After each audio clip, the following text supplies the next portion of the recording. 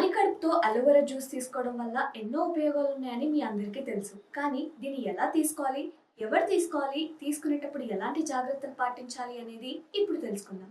Aloe vera మనలో చాలా మందికి స్కిన్‌కి ఉపయోగపడే ఒక మొక్క అని మాత్రమే తెలుసు. కానీ దీని నుంచి చేసే జ్యూస్‌ని కూడా ఆరోగ్యానికి ఎంతగానో ఉపయోగపడుతుంది. అయితే అలోవెరా జ్యూస్ గురించి అందరూ ఒక విషయం గుర్తుపెట్టుకోవాలి.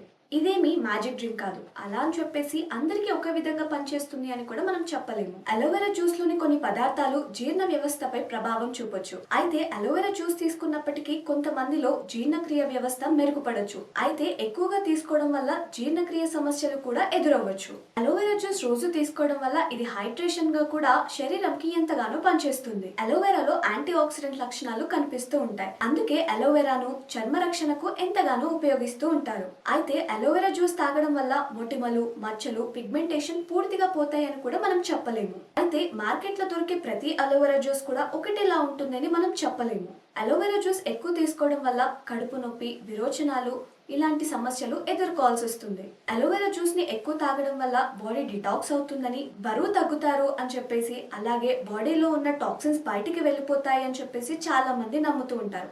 అయితే దీనికి ఎలాంటి శాస్త్రీయ ఆధారాలు లేవు.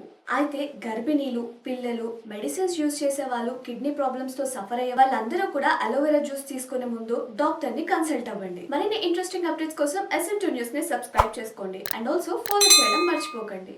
ఎలాంటి న్యూస్ అయినా నిమిషాల్లో తెలుసుకోవాలి అనుకుంటే ప్లే స్టోర్ నుంచి SM2 న్యూస్ యాప్ ని డౌన్లోడ్ చేసుకోండి.